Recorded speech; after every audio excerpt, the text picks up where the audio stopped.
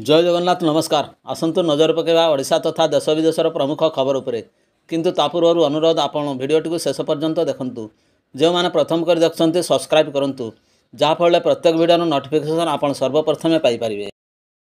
आजिर प्रथम खबर, अतीत ट्रेंड को विचार को निया जाए ताहले केंद्र सरकार प्रति 10 वर्ष रे नुआ वेतन कमिशन सुपारिश को कार्यकारी करिथांती। 2016 जनवरी 1 तारिख में सप्तम वेतन कमिशन प्रस्ताव को लागू करथिले। एथपाई केंद्र सरकार 1 कोटी रु अधिक कर्मचारी और पेंशनभोगी आशावादी अच्छी जे मोदी सरकार ठीक समय अष्टम वेतन कमिशन बसाइबे एवं 2026 जनवरी 1 सुधा कमिशन सुपारिश को कार्यकारी करेंगे। विभिन्न जातीय गणमाध्यम करा जाउथबा आकलन अनुसार परवर्ती पे कमिशन सरकार 3.68 फिटमेंट फैक्टर को उपयोग करी दरमा एवं पेंशन बढ़ाइबे।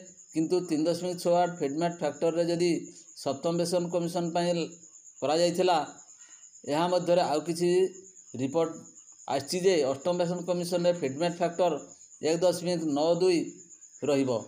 वर्तमान केंद्र सरकार कर्मचारी सर्वनिम्न दरमा 18,000 थिबा बेले जदि अष्टम वेतन कमिशन 1.92 फिटमेंट फैक्टर रे उपयोग करा जाए ताहले कर्मचारी सर्वनिम्न दरमा 34,560 टंका रहिबो। सेहीपरि सर्वनिम्न पेंशन 17,280 टंका होई पारे। परवर्ती खबर, ईपीएफ नियम रे बड़ परिवर्तन। जदि आपण घरोई क्षेत्र में काम करुछंती तेबे आदौ चिंता करिवार आवश्यकता नहीं। वर्तमान बेसरकारी क्षेत्र में कार्य करुवा कर्मचारी एपरी एक किसी योजना आरंभ करा जायछि जहाँ लोकंकर हृदय जितुछि। कार्य करिवा बेले आपणक वेतन किसी अंश ईपीएफ अकाउंट को जाए। तेबे वर्तमान एक योजना आरंभ होइछि जहाँ अधीन रे आपण प्रति मासरे पेंशन पाइबे। ईपीएफ पेंशन रे लाभ पाइबा को आपण को संपूर्ण गणना बुझिबा पड़िबो। ईपीएफ अधीन रे पेंशन पाइबा को हेले अति कम रे 10 वर्ष काम करथिबे। एहा सहित कर्मचारी को पाई 58 वर्ष बयस हेबा अत्यंत गुरुत्वपूर्ण। एहा व्यतीत गत 60 मास सेवा वर्षर हाराहारी दरमा अनुसार पेंशन गणना करा जाए। बेसरकारी क्षेत्र में कार्य करता लोकों पाई ईपीएफ स्कीम एक उत्साहजनक बोली प्रमाणित करुछि। परवर्ती खबर, वीके पांड्यान को हेलिकॉप्टर बुलिबा घटना रे परिवहन मंत्री विभूति जेना को बड़ बयान। मंत्री कहते घटनार दृढ़ कार्यानुष्ठान नेबाकू जाउछंती सरकार। पांड्यान हेलिकॉप्टर रे बुलिबा घटना दिन मध्यरे द्वितीय थर पर बयान देइछंती परिवहन मंत्री। से कहते पांड्यान हेलिकॉप्टर बुलिबा घटनार तदंत चलछि एवं खूब शीघ्र निर्देश आसिबो। आउ जहाँ लोकंक मनरे संदेह अछि ता सत होई पारे।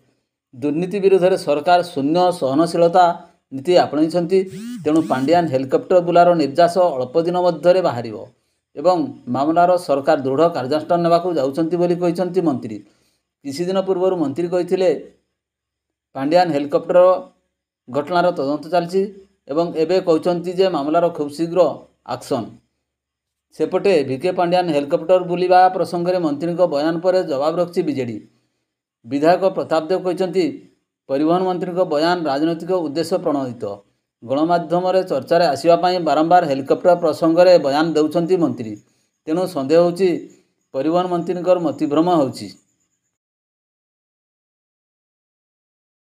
परवर्ती खबर, बड़ खबर, बंद रहिबा भारत, पुणी अखचक हेबो जाम। एने बड़ खबर सामना को आछि। भारत बंद को नहीं माइक्रो ग्लोबिंग साइट एक्स रे मध्य ट्रेंड होबार लागिछि, जहाकु नहीं साधारण जनता द्वंद्वर अछंती।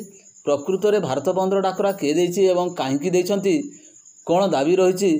सूचना जे अगस्त 21 तारिख में भारत बंद डाकरा देइछि। एहा पछे कोन कारण मध्य रहिछि, भारत बंदर प्रभाव केते रहिबो ताहा भिन्न कथा होई पारे। किंतु सर्वोच्च न्यायालयकर एक राय को नहीं राजस्थान राजरास्ता को ओह्लाइबा को प्रस्तुत होउछंती अनुसूचित जाति, अनुसूचित जनजाति एवं अनुसूचित जनजाति संयुक्त संघर्ष मोर्चा पक्षर एभली डाकरा दिया जायछि। परवर्ती खबर, 500 आदिवासी गाँव को उन्नत करने को मुख्यमंत्री घोषणा पर एक्शन मोड्रे पंचायतराज एवं ग्रामोन्नयन विभाग रोडमैप प्रस्तुत कला विभाग। जो गाँव गुड़िक 80% रु 90% आदिवासी रही ସେହି ଗାଁଗୁଡ଼ିକୁ ଚିହ୍ନଟ କରାଯାଇ ଖୁବ୍ ଶୀଘ୍ର କାମ ଆରମ୍ଭ କରିବା ପାଇଁ ଯୋଜନା କରିଛି ବିଭାଗ। ଆଦିବାସୀ ଗାଁଗୁଡ଼ିକ ପରମ୍ପରା ଓ ସଂସ୍କୃତି ବଜାୟ ରଖିବା ଆମ ସରକାରଙ୍କର ପ୍ରାଥମିକତା।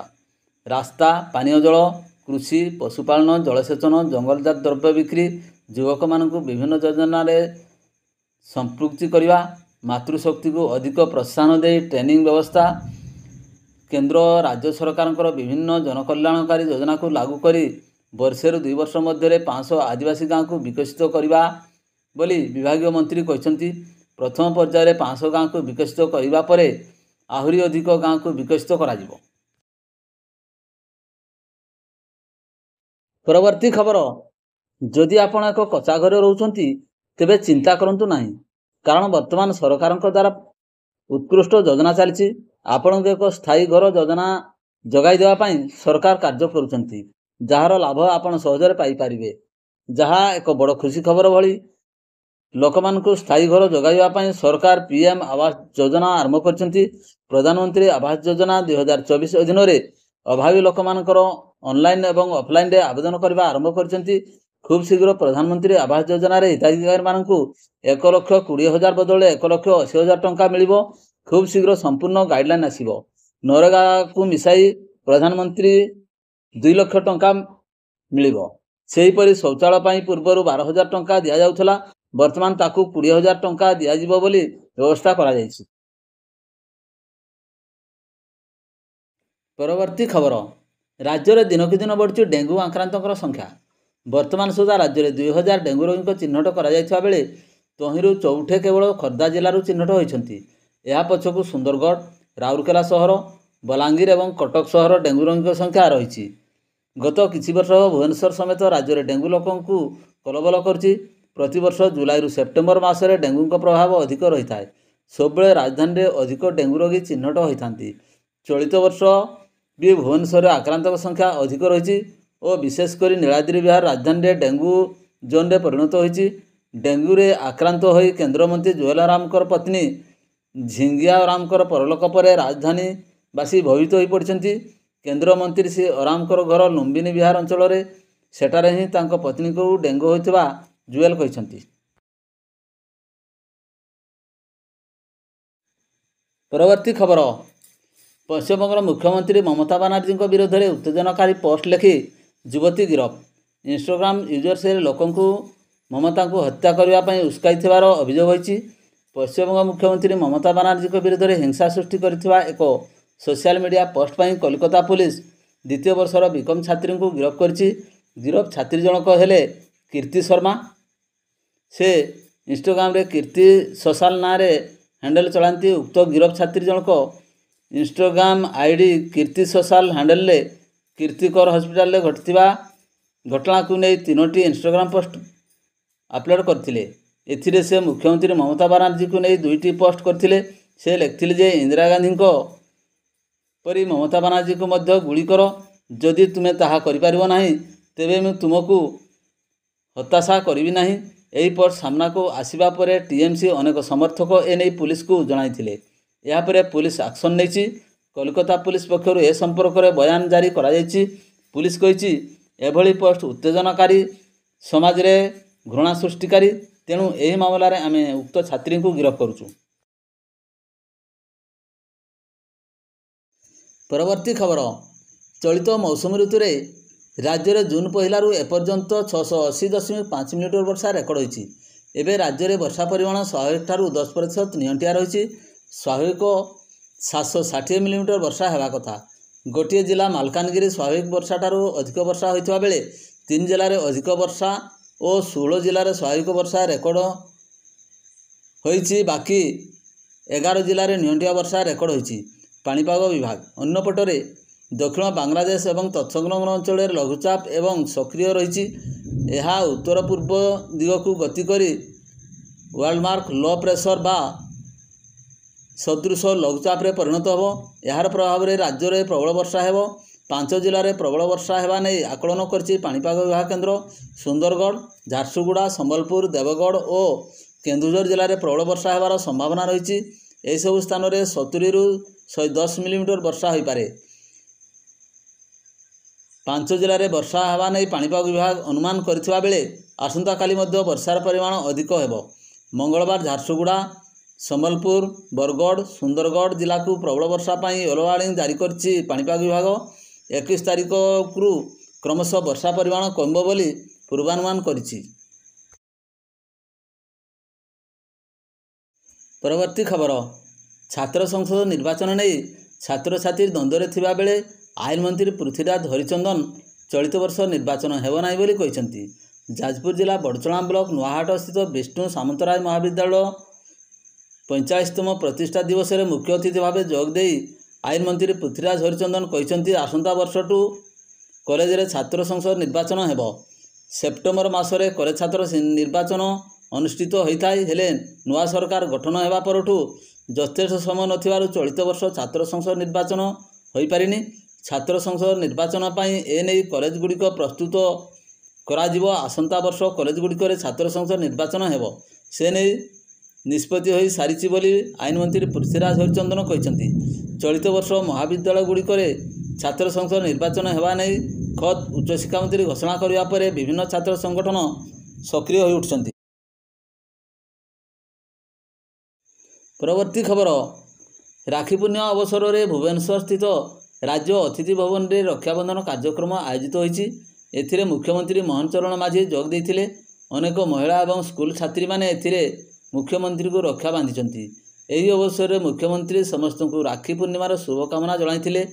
ଭାରତୀୟ ସଂସ୍କୃତିର ଏହି ଅନନ୍ୟ ପର୍ବ ଆମର ସାମାଜିକ ମୂଲ୍ୟବୋଧକୁ ଆହୁରି ସୁଦୃଢ଼ କରୁ ବୋଲି ଏହି ଅବସରରେ ମୁଖ୍ୟମନ୍ତ୍ରୀ କହିଛନ୍ତି। ଏହି ଅବସରରେ ସମ୍ବାଦ ଗ୍ରୁପର ଅଧ୍ୟକ୍ଷ ସୌମ୍ୟରଞ୍ଜନ ପଟ୍ଟନାୟକ ରାଜ୍ୟ ଅତିଥି ଭବନରେ ମୁଖ୍ୟମନ୍ତ୍ରୀଙ୍କୁ ଭେଟି ରକ୍ଷାବନ୍ଧନର ଶୁଭେଚ୍ଛା ଜଣାଇଥିଲେ।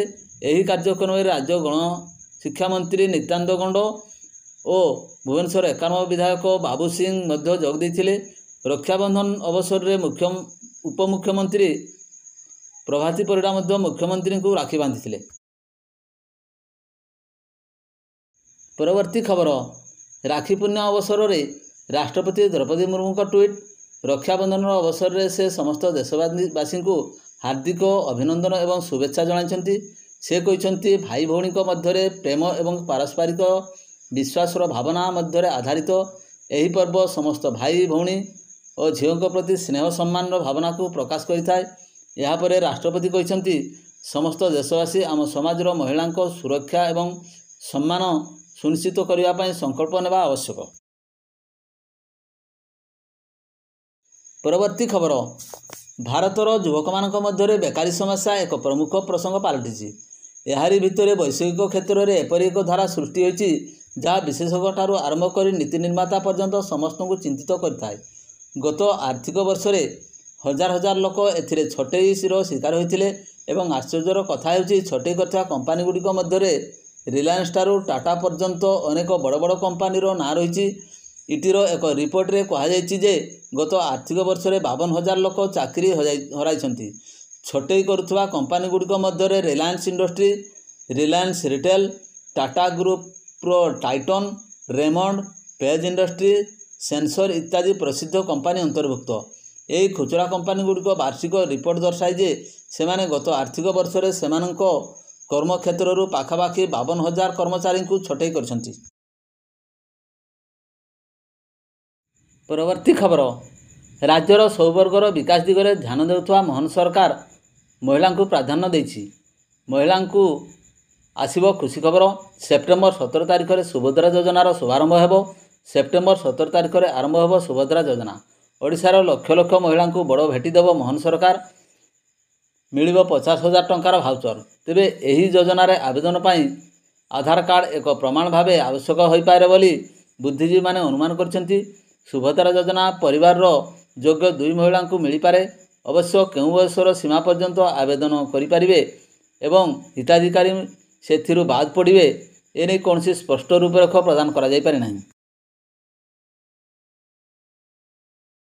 ପରବର୍ତ୍ତୀ ଖବର, କୋଲକାତା ଆର୍ଜି କର ଡାକ୍ତରଖାନାରେ 31 ବର୍ଷୀୟ ମହିଳା ଡାକ୍ତରଙ୍କ ଦୁଷ୍କର୍ମ ଏବଂ ହତ୍ୟା ମାମଲାକୁ ନେଇ ଦେଶବ୍ୟାପୀ ଆନ୍ଦୋଳନ ଚାଲିଥିବା ବେଳେ ସୋମବାର ପୀଡ଼ିତାଙ୍କର ବ୍ୟବଚ୍ଛେଦ ରିପୋର୍ଟ ଆସିଛି।